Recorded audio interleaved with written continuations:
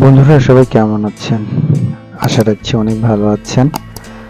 আজকে আপনাদের সবাইকে নিয়ে এসেছি দুবলহাটি রাজবাড়ি। প্রায় 200 বছরের প্রাচীন স্থাপনা। তৎকালীন জমিদার রাজা হরনাথ রায় চৌধুরীর সময় এই বাড়িটি ব্যাপক উন্নতি সাধন করা হয়। আর এই দুবলহাটি জমিদার বাড়ির জমিদারি ছিল সিলেট, দিনাজপুর, পাবনা, বগুড়া, রংপুর ও ভারত অবধি।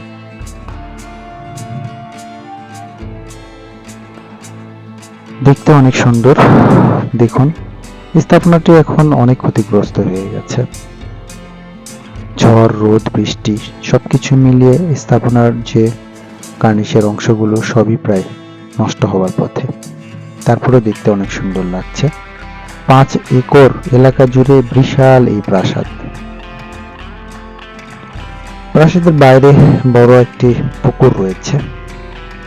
পুকুরটি আমরা দেখতে পাচ্ছি। এই পুকুর ছাড়াও মন্দির, স্কুল, দাতব্য চিকিৎসালয় ছিল। এখন আপনাদেরকে আমি ভিতরের দিকটায় নিয়ে যাব।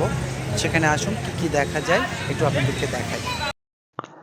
চলুন এই প্রবেশদ্বারটি দিয়েই আমরা প্রাসাদের ভিতরে এখন যাই।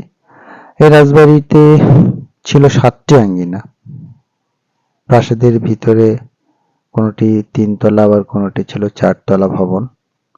দেখুন ভবনগুলোর অবস্থা এখন জীর্ণপ্রায় অবস্থার মধ্যে চলে গেছে। একটি গোল্ডেন সিলভার ও একটি আইভরির তৈরি সিংহাসন ছিল এখানে। ব্রিটিশরা যখন দেশ ভাগ হয়ে যায় তখন এই সিংহাসনটা নিয়ে চলে গেছে। তো 1864 সালে রাজা পরিবারের উদ্যোগে একটি স্কুল স্থাপন করেছিলেন এখানে।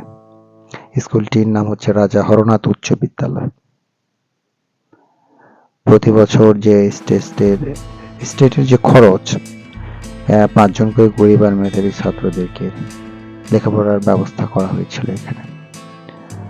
এই ভবনটি দেখুন এখন ভগ্নপ্রায় একটা অবস্থার মধ্যে রয়েছে, ভগ্নদশা।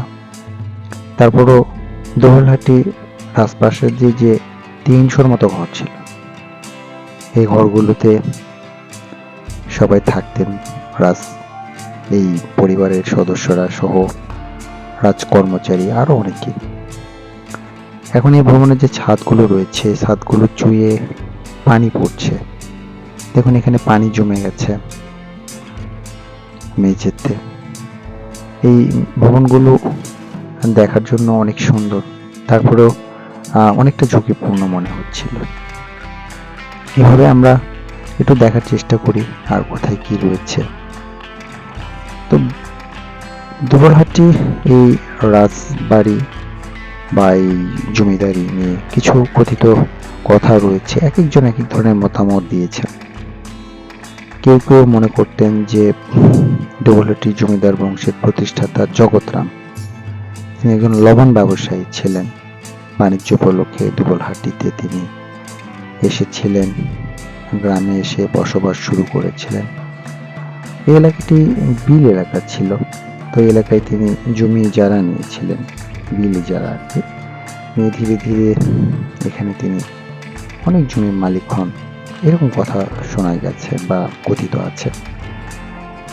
তো এই জমিগুলো থেকে ফসল উৎপাদন হচ্ছিল না, কিন্তু তিনি কই মাছ পাচ্ছিলেন, প্রচুর কই মাছ এখান থেকে আসতো। এই কই মাছ দিয়ে তিনি নাকি কর পরিশোধ করতেন। এরকম কথা আমরা জানতে পেরেছি বিভিন্ন সূত্র থেকে। তো এখানে একটা পিকনিকও চলছে ছাদের উপরে, দেখতে পাচ্ছি। খাবার দাবার সবাই খাচ্ছিল। তো এখান থেকে আমরা একটু নিচের দিকে এখন আপনাদের দেখাই। দেখুন নিচে দাঁড়িয়ে এক একজন এক একভাবে ছবি উঠাচ্ছেন। কিন্তু রাজবাড়ির এই ছাদ থেকে যখন আপনি উপরের অংশগুলো দেখবেন, দেখুন বিশাল একটি এলাকা জুড়ে অনেকগুলো বিল্ডিং। সেই বিল্ডিং এর ছাদগুলো এখন ভগ্ন অবস্থার মধ্যে রয়েছে, ঝুঁকিপূর্ণ অবস্থার মধ্যে রয়েছে। তারপরেও কালের গর্ভে এই যে বিলীন অবস্থা, এর মধ্যে টিকে রয়েছে এই রাজবাড়িটি, দেখতে অপূর্ব লাগছে। তো গল্পটি যখন বলছিলাম যে মাত্র 22 কাহন কই মাছ কর হিসেবে দিতেন। রঘুনাথের বিত্ত বৈভবের খবর পৌঁছে যায় মোগল দরবারে। মোগল দরবার থেকে তাকে আবার মুর্শিদাবাদে ডেকে নেওয়া হয়েছিল এবং তার কাছে কর চাওয়া হচ্ছিল রাজস্ব প্রদানের জন্য। তিনি যখন কর দিতে পারেন নাই, তখন এই কই মাছ দিয়ে তিনি তার রাজস্ব পরিশোধ করতেন, এরকম কথা আমরা শুনতে পেরেছি। অনেক ধরনের কথিত কথা রয়েছে, তার মধ্যে আরো একটি কথিত কথা রয়েছে যেটা আমরা জানতে পারি, সেটা হচ্ছে যে রঘুনাথ নামের এক ব্যক্তি এলাকায় লবণ আর ঘুড়ির ব্যবসা করতেন। স্থানীয় ঐতিহাসিকদের মতে রঘুনাথ নামের এক ব্যক্তি এই এলাকায় যখন ছিলেন, বিলের মধ্য দিয়ে প্রবাহিত খয়রা নদী দিয়ে নৌকায় যুগে দুবলহাটিতে ব্যবসার জন্য তিনি এসেছিলেন এবং তিনি যেখানে নৌকা বেঁধেছিলেন, জলের নিচে রাজরাজেশ্বরী দেবীর একটি প্রতিমা আছে, এমনটি তাকে স্বপ্নে যুগে বলা হয়েছিল। এবং রাজরাজেশ্বরী এই প্রতিমাটি তিনি যখন পেয়েছিলেন, এরপরে তার ব্যবসায় ব্যাপক উন্নতি হয়েছিল, এরকম কথাও আছে। আসলে এক একজনের মত এক এক রকম এক এক কথা শোনা যায়। তো যা হোক, সে কথাগুলো দেখুন। এই দুবলহাটের জমিদার বাড়ি বা রাজবাড়িটির এখন কি অবস্থা, তারপরে অনেক সুন্দর লাগছে। যুগ যুগ ধরে এই রাজবাড়িটি টিকে রয়েছে এবং এখানে দেখার জন্য প্রতিদিন অনেক দর্শনার্থী আসে। তো এই রাজবাড়িতে কিভাবে আসবেন? বাংলাদেশের যে কোনো প্রান্ত থেকে নওগাঁ শহরে আসতে হবে।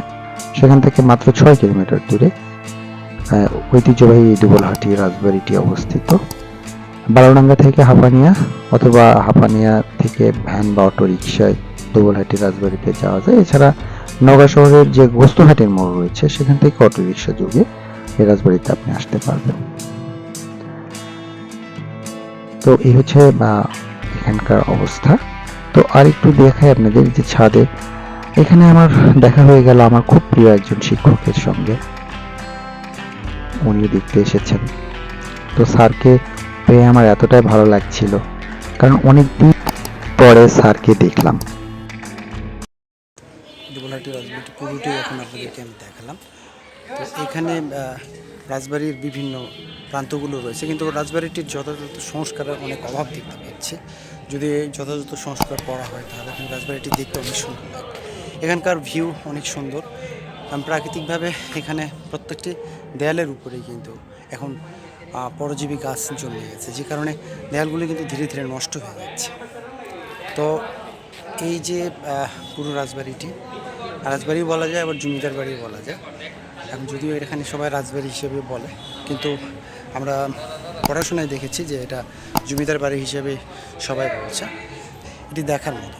আর দুবলহাটি এই জমিদার বাড়িটি শাসন ব্যবস্থা কিন্তু অনেক দূর অবধি ছিল। এটা যে শুধুমাত্র এই কেন্দ্রিক তা না, এটা কিন্তু সে ভারতের একটা অংশ অবধি এনারা জমিদারি পরিচালনা করতেন। যে কারণে এই যে ভগ্ন যে বিল্ডিংগুলো দেখা যাচ্ছে, এই যে এই স্থাপনাগুলো কিন্তু যথাযথভাবে যদি সংরক্ষণ করা হয় তাহলে এটি কিন্তু আমাদের একটা প্রত্নতাত্ত্বিক সম্পদ হিসেবে থেকে যাবে। এখানে দেখুন এই যে দেয়ালটি, দেখুন কিভাবে দেয়ালটিকে আটকানোর জন্য এই পিলারগুলো দিয়ে একটা করে ঢাকনা তৈরি করা হয়েছে, মানে ওটাকে আটকানোর জন্য। কিন্তু আসলে এভাবে যদি এই বিল্ডিংগুলো সংস্কারের অভাবে নষ্ট হয়ে যায় তাহলে এটি সত্যিই খুব দুঃখজনক। তো যথাযথ কর্তৃপক্ষের অবশ্যই এই বিষয়টি দেখা দরকার এবং এই সম্পদটি আমাদের পরের প্রজন্ম দেখতে পাবেন। আর আপনি যদি কখনো সময় পান তাহলে অবশ্যই এই রাজবাড়িটি এসে দেখে যেতে পারেন।